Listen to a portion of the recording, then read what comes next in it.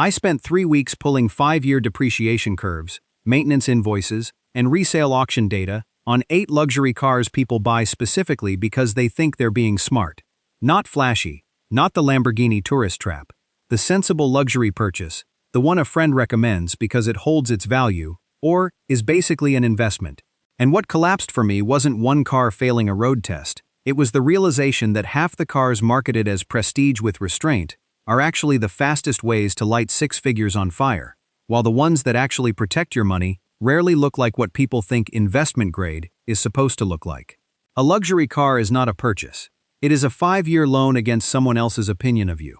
Keep that in your head, because it explains every number that follows. Here's the trick the industry plays on people who think they're past tricks. Buyers who've outgrown flashy exotics don't stop wanting status. They just want status that looks like judgment. So the industry stopped selling 0 to 60 numbers to this crowd and started selling words like understated, heritage, and presence. That shift lets a brand charge 6 figures for a sedan and have the buyer defend the price as wisdom instead of vanity. The restraint is the marketing now, and restraint, it turns out, depreciates just as fast as chrome. Number 1 on the terrible investment list is the Maserati Quattroporte Trofeo. Starting at $141,000, with a 3.8-liter twin-turbo V8 built with Ferrari, 580 horsepower, an 8-speed ZF transmission, and an interior wrapped in hand-stitched Italian leather that photographs like a boardroom fantasy. People buy it because it says, "I chose the alternative to a German sedan," which reads as taste rather than compliance. It is a phenomenal car for the first 18 months. Quiet cabin, savage mid-range pull, badge nobody else at the valet stand has. Then the catch arrives. With independent resale data consistently shows Quattroporte trims losing 60 to 65% of value inside 5 years. And repair estimates on the twin-turbo V8 regularly clear $4,000 to $9,000 per major service once the factory warranty lapses. Because parts availability through Maserati's smaller dealer network is thin. The dealership will tell you it's a limited production halo car destined to be rare. I will tell you rare doesn't matter if the resale market has 0 confidence in your electronics and your transmission. Verdict: the Quattroporte buys you a boardroom fantasy that turns into a 5-figure gamble the moment the warranty clock runs out. Number 2 is the Jaguar XJ. Discontinued in 2019 but still floating around dealer lots and private sales around $75,000 for late portfolio and autobiography trims. With a supercharged 5.0-liter V8, 470 horsepower, and an aluminum monocoque body that made it one of the lightest full-size luxury sedans ever built. Buyers reach for it because it whispers old-money British restraint instead of shouting German engineering. It drives beautifully. Genuinely, this is one of the best-riding sedans of its era. Then the catch arrives. Because Jaguar killed the nameplate, resale confidence collapsed almost overnight, and 5-year-old XJs now trade for 25 to 30% of original MSRP, with electrical gremlins in the touchscreen and air suspension systems costing $1,500 to $3,000 per repair, and increasingly scarce parts as Jaguar consolidates its lineup. The seller will tell you it's a future classic. I will tell you a discontinued platform with weak parts support isn't a classic, it's an orphan. Verdict: the XJ is a beautiful car nobody wants to insure the future of. Number 3 is the BMW 7 Series 750i, starting near $102,000, with a 4.4-liter twin-turbo V8, making 523 horsepower, massaging seats, rear executive lounge package, and a badge that signals, "I could have bought an S-Class, but I wanted the driver's version." It's genuinely engaging to drive for a car this size. Then the catch arrives. BMW's own generational refresh cycle works against owners here.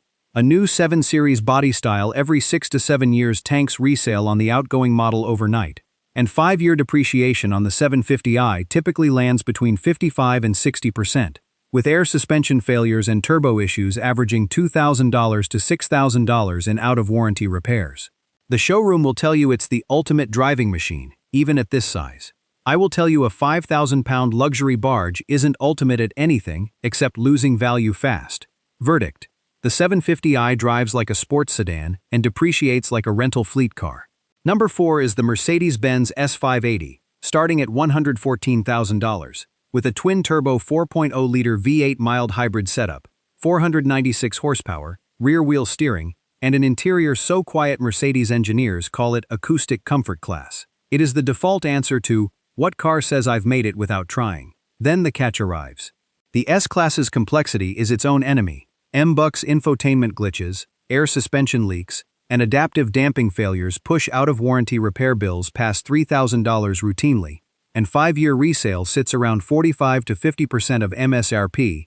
Worse, once you factor in the constant stream of updated S-Class generations every 7 years that make used ones feel instantly dated. The dealership will tell you German engineering justifies the premium forever.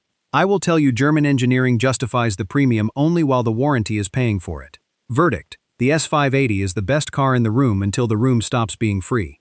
Number 5 is the Cadillac Escalade Premium Luxury Platinum, priced around $107,000. With a 6.2-liter V8 or available Duramax diesel, 24-inch wheels, and a 38-inch curved OLED display that looks like nothing else on the road. It's the loudest possible way to say, I built wealth in America. And it works. Heads turn. Then the catch arrives. Full-size luxury SUVs cycle through heavy fleet and rental exposure, and the flood of nearly new Escalades hitting auction depresses 5-year resale to roughly 45% of MSRP, while the air ride suspension and infotainment stack generate repair bills averaging $2,500 to $5,000 once factory coverage ends.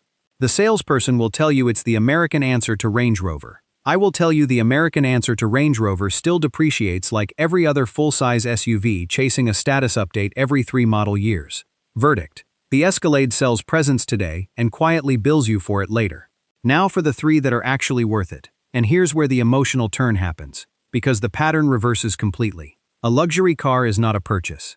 It is a 5-year loan against someone else's opinion of you. And these 3 are the rare cars where the loan gets repaid.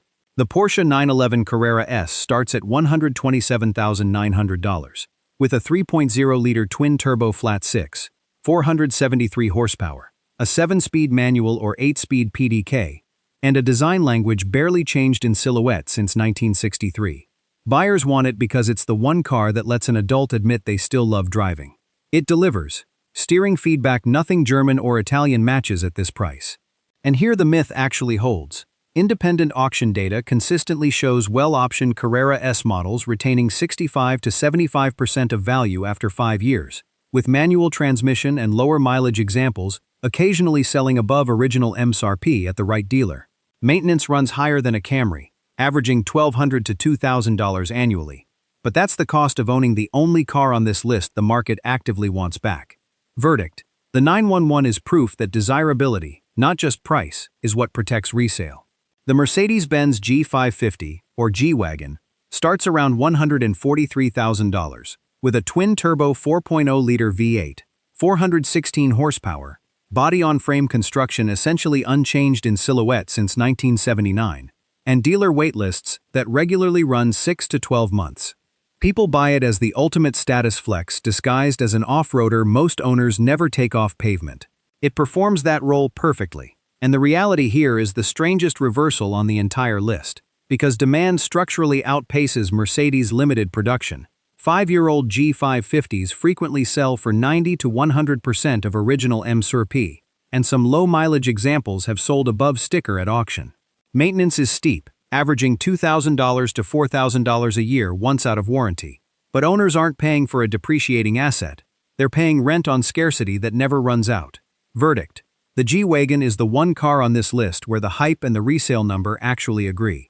The Toyota Land Cruiser, reintroduced in 2024 starting around $58,000, with a turbocharged 2.4-liter hybrid 4-cylinder, 326 horsepower, and Toyota's reputation for 300,000-plus mile durability, isn't marketed as luxury at all. And that's exactly why it protects your money. It's not glamorous. It's chosen by buyers who've realized status and depreciation are separate problems. Independent long-term ownership data shows Land Cruisers of prior generations regularly retaining 70 to 80% of value after 5 years, with some markets seeing used demand exceed new vehicle supply, and annual maintenance rarely exceeds $600 to $900 even after 100,000 miles. Verdict: the Land Cruiser proves boring reliability beats badge prestige every single time resale value gets measured. Before naming the single winner, judge every car on 4 criteria. 5-year value retention as a percentage of MSRP, whether real-world demand exceeds or trails supply, the honesty of long-term ownership cost versus what the brand implies at purchase, and what I'll call identity durability. whether the owner still feels the same pride in year 5 that they felt on delivery day. Against all four, the Maserati, Jaguar, BMW, Mercedes S-Class, and Escalade fail at least two criteria outright, usually value retention and cost honesty. The 911, G-Wagen, and Land Cruiser pass all four, but only one wins on every axis simultaneously. The winner is the Mercedes-Benz G550 at $143,000.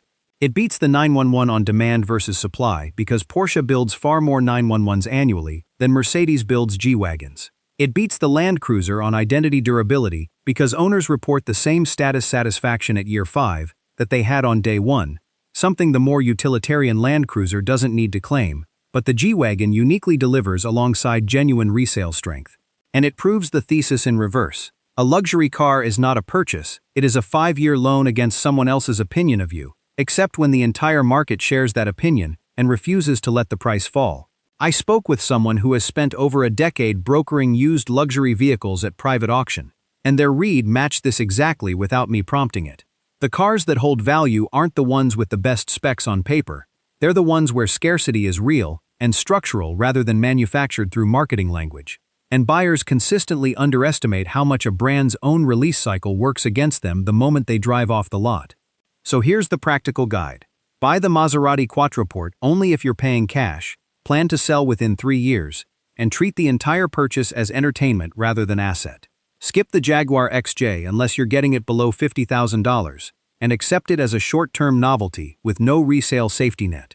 Buy the BMW 750i only if you're leasing rather than owning, letting BMW absorb the depreciation curve. Skip the S580 unless the extended warranty is included, because the repair bills alone can outpace the depreciation.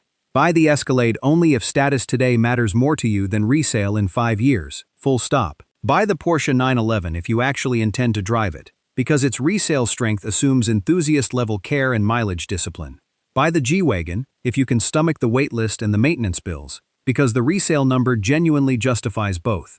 And buy the Land Cruiser if you want a vehicle that quietly protects your money precisely because it never tried to impress anyone in the first place. The real question isn't which of these looks the most expensive walking into a restaurant. It's which one you'd still be proud to own after nobody's watching anymore. Because a luxury car is not a purchase. It is a 5-year loan against someone else's opinion of you, and only 3 of these 8 actually pay that loan back. So tell me, would you rather sit on a Quattroporte's depreciation curve for status today, or wait a year on a G-Wagen list for a number that doesn't fall? Drop your pick in the comments.